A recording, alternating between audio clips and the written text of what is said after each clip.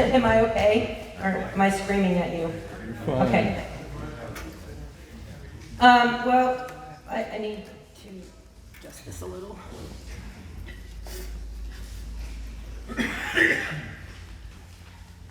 Okay, good morning. Shabbat Shalom, and may peace be with you. If you wouldn't mind, I'd like to have a short prayer. Father God, I ask you to work through me, to maybe touch someone's heart today, maybe plant a seed, maybe encourage someone. I'm not sure what you have in mind, Father, but I want to offer myself up to you as a vessel. Thank you for this Sabbath day and for this opportunity and time we have together. Amen. Amen.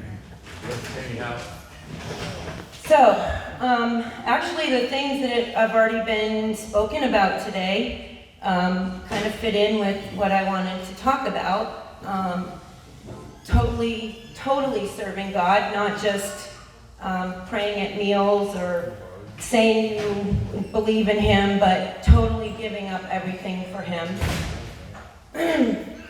And then some of what David, right, shared fits in. So it seems like it's all as usual. God is working all things together for His good.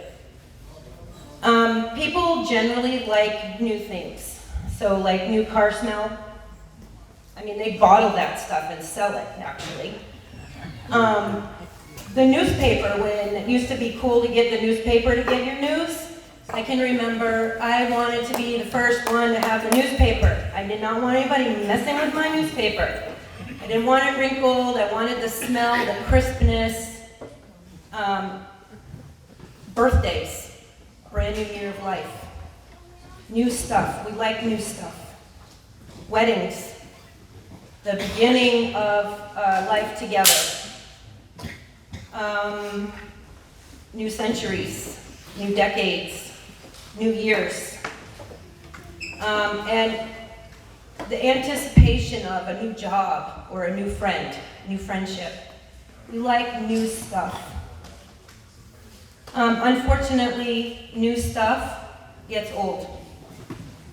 And there's nothing we can do about that. We can't make them new again. Pretty disappointing sometimes. Fortunately, we serve a God who can make old things new. Let me read to you from 2 Corinthians 5. This is from the Message Bible. Some of you may not be familiar with it, and it's probably not a Bible that you would choose to use for research or serious Bible study, but sometimes I like to use this version because it kind of speaks today's language. So I'm using that today. Our firm decision is to work from this focused center. One man died for everyone. That puts everyone in the same boat. He included everyone in his death so that everyone could also be included in life. A resurrection life, a far better life than people ever lived on their own. Because of this decision, we don't evaluate people by what they have or how they look. We looked at the Messiah that way once and got it all wrong, as you know. We certainly don't look at him that way anymore. Now we look inside, and what we see is that anyone united with the Messiah gets a fresh start. He is created new. The old life is gone, a new life burgeons. Look at it. All this comes from God, who settled the relationship between us and him, and then called us to settle our relationships with each other. God put the world square with himself through the Messiah, giving the world a fresh start by offering forgiveness of sins. God has given us the task of telling everyone what he is doing. We are Christ's representatives. God uses us to persuade men and women to drop their differences and enter into God's work of making things right between them. We're speaking for Christ himself now. Become friends with God. He's already a friend of you. So, it's January. We have a new year and a new decade. And it's a time when people like to reflect and also to look forward and making changes and resolutions and ways we're going to be better. We're going to go to the gym. We're going to eat our veggies. We're going to do all these things that we haven't been doing, but it's January 1, so now's a good time, right? I recently turned 50, and thank you. And I see that as a new beginning as well. And here's why. I think that I crested the hill and I'm on the wrong slide down. No, I'm just kidding. But at 50, my kids are grown, and I have more money and more time for myself and for things that I enjoy. This kind of a new beginning for me. So I'm looking at January and I'm thinking new decade, new year, new phase of life, and I want to evaluate where I am and look at where I am going. So I started doing that, and I started thinking about my bucket list. And I've led a very blessed and fortunate life, and I've been able to do some things on my bucket list. But there's always more. More places to go, more people to meet, more things to try, right? So one of the things on my bucket list was to act in a real play, in a real theater, because I love drama. And I did it in college a little bit and really liked it and felt like I was good at it. And so, like I said, now that I don't have kids growing up at home and that kind of thing, I have more time. So I decided, all right, that's going to be my new thing, okay? I'm going to hit 50 running, right? I'm going to be in a play for the first time. I can't run a marathon, that was out of the question. So this was the next best thing. So I started looking for places that were doing auditions for plays. And of course, you know, we have plenty of local theaters that are wonderful, and I enjoy them all. But Kaiser Community Theater was going to be doing auditions January 11th. And one of the plays that they were going to audition for was Steel Magnolias. And I don't know how many of you are old enough to remember that movie, but it's always been one of my very favorites. And I could totally see myself as Malin, the mother hen, or I also wanted to try out for the Crazy Weezer. Okay? Oh, yeah. Yeah. Okay, that would be fun. If you know that movie, she's a crazy, batty old lady who's sassy as heck, right? I thought, I could knock that out of the park. So I was really pretty excited about this whole thing, and I realized that in order to audition, I had to have a monologue prepared. And so I started looking and looking. I even asked my sister to help me find something that can really, you know, show my talent, and I want it to be sassy and good, and I want to really get into it. So I looked and looked, and I finally found one. I started practicing, and fortunately for my family, I practice a lot in my head instead of out loud. So one day when I was actually crocheting, I was practicing my lines for my monologue, and just feeling shivers of excitement because it's something new, right? We love new. New challenge. I was so excited.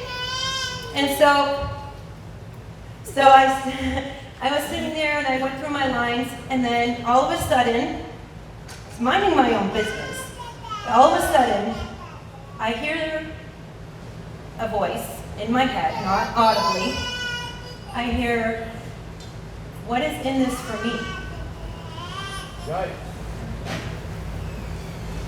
And I'm like, okay, this is all in my head, guys. I wasn't talking out loud, all right? I'm thinking, not really sure, actually.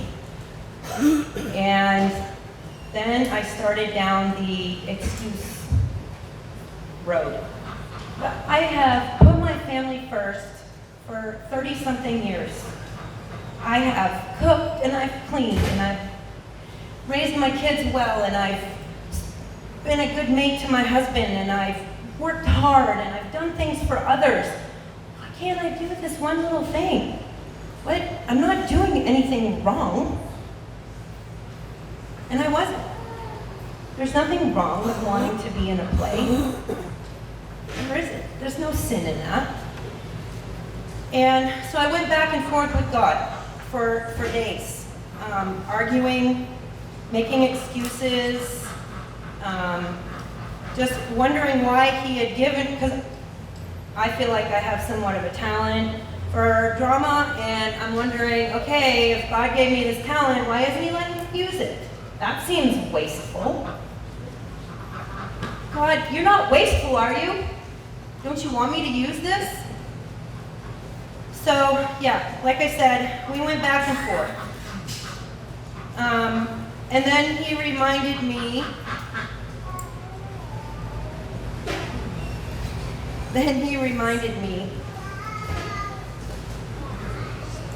of, I lost my place. Then he reminded me of the verse, Mark, it's in Mark, and it says, go into all the world and share the good news, right? He's telling this to us. What does this have to do with this play that you're about to be in? Are you spreading my word?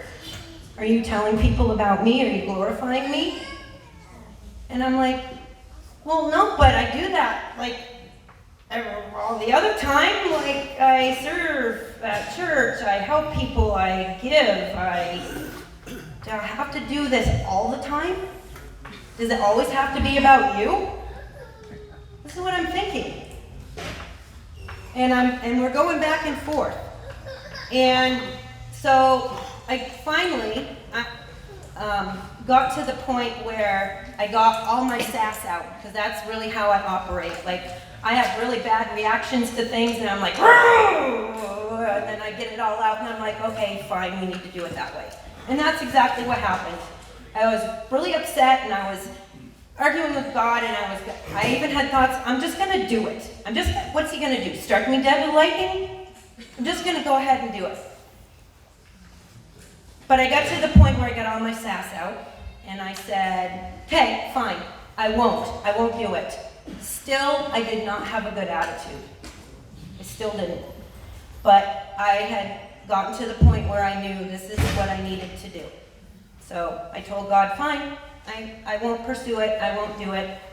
I said, I'm like, I don't understand why I can't use this talent that I have. It will make me happy, and you gave me this talent, but all right, fine, you know best. So I resigned myself to not do it. But God is good. And God is gracious. And he said to me, you could use it for me. And I said, now why didn't I think of that? I don't know what that looks like yet. I have no idea what using my passion for drama and my talent means. Working for God with that, I don't know. I don't know what that looks like yet. But I do have a little piece of drama to share with you guys after my talk, if that's okay, because I love it. And maybe it'll lead to something. I don't know. I'm just ready for whatever he has for me to do. I wanted something new, and I got it. It just didn't look like I thought it was supposed to look. I thought I was supposed to be sassy Weezer or Mother Hen Malin. And I was really excited. But I didn't get that. And that's okay. Every time we unite ourselves to Christ, we get a fresh start. Amen. And this is not a one and done proposition. Uniting yourself with God and getting a fresh start is a daily, if not hourly, commitment. It's something we need to choose. We need to consciously choose to unite with Christ. and let him make us a new creation. We need to surrender to him, and he will make us new.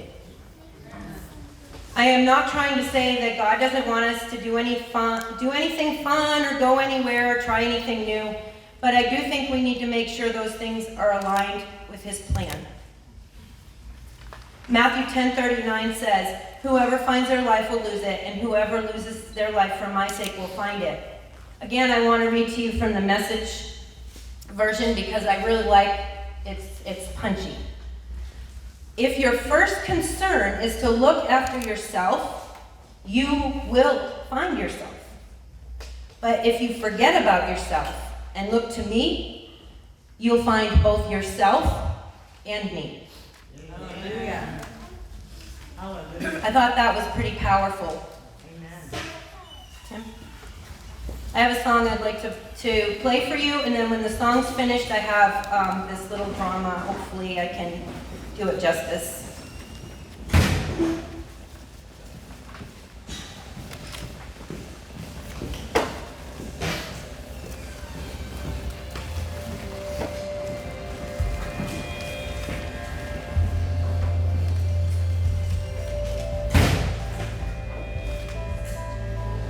Anyone who unites himself with God will be given a fresh start, will be created new.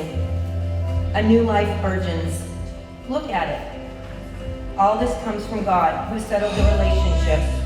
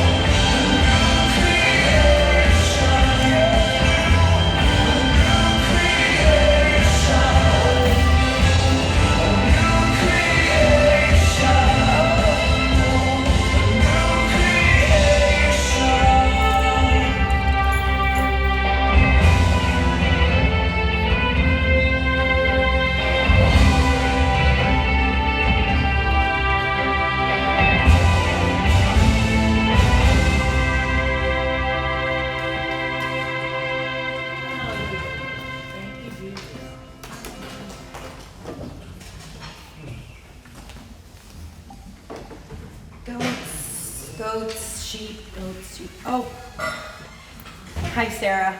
Yeah, you caught me talking to myself. Sorry, it's kind of embarrassing.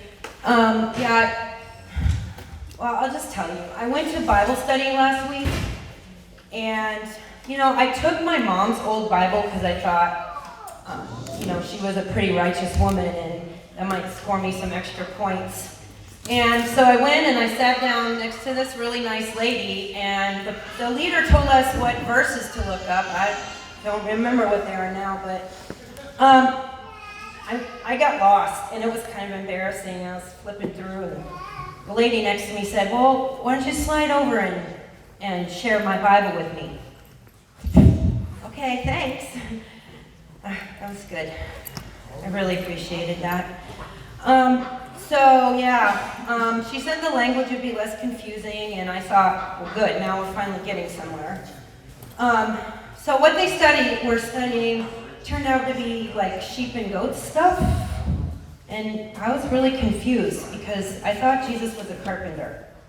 Like, right angles, hammer nails, screw things in, follow the blueprint, you're done. Ta-da! No, apparently he's also a shepherd. And so there's like this, hey, all the good guys are sheep and they go over here, and all the bad guys are goats and they're gonna go over here. And I was like, okay, God's a shepherd, that works for me, I guess. So then the leader started talking to us about how there was this test. And I'm like, test? I'm here for a Bible study. And then I thought, well, I was always good at tests. So maybe I will go ahead and play along. So he said there was this test, right? And it's this test about how you live your life and how you live out your faith. And I was like, okay, well, tell me the rules. I can do that. I can do a test. So, then he says, God is incognito. I look to the lady next to me because I'm lost again. And she leans over and she whispers, invisible. And I was like, well, duh, why did they have to use such a big word? So yeah, God's invisible. We knew that. But it turns out God isn't just invisible, he's hiding, sort of, in other people. That's what the guy said. Yeah. So, but where? Where is he hiding? That's the secret, right? So we got to find out, where is he hiding? Well, apparently it's not too much of a secret because the leader then shared with us, and I wrote it down. I have it here to read. Just in case you don't know, I was hungry and you gave me food. I was thirsty, you gave me drink. I was a stranger, you welcomed me. I was naked and you clothed me. I was sick and you took care of me. I was in prison and you visited me. Now, Sarah, you know I'm a list maker, so I was pretty happy with this because even though I didn't have a blueprint to get it all right, now I had a list. Right? I can do a list. I can do a scavenger hunt. I can even take tests pretty well. So I think I'm going to go home and I am going to get started on my list and I'm going to check these things off. I bet I can get them done in one day. And then I'll just coast. It'll all be good. So I went home and I grabbed canned beans. And I went down to the Union Gospel Mission. Let me tell you, God is not there. I looked. And I looked. And I tried to share my can of beans, but nobody seemed to want them. They said they'd already eaten, they'd been fed. I was like, this is a waste of my time. Now what? So I went home, got out my list. I was thirsty and you gave me something to drink. I got my biggest water glass. I went down to commercial. Now this part, Sarah, I have to tell you, I was slightly embarrassed, but I did it anyway. I walked up and down commercial and I looked for God who was thirsty so I could give him a drink. and there were no takers. So I got bored, and I went to Starbucks, and I got me a chai latte. Good people watching at Starbucks. Yes, sir. Good people watching. Funny characters. I watched this one lady come in, though, and she didn't look funny. She just looked real sad. And I saw her walk up to the counter, and the barista behind the counter was like, started talking to her and saying things like, well, you gotta be strong. Things are gonna get better. Things are gonna turn around. Have faith. I'll pray for you. And then she did the strangest thing. She took money out of her own pocket and she bought that lady a drink. And I thought, what a waste. I mean, she can't make much money, right? She's a barista at Starbucks. People don't really even tip you there. So why is she splurging on this woman? Whatever. I mean, I can't control how other people use their money. So I decided to get on the bus and go home. I sat down beside a stranger. Emphasis on strange.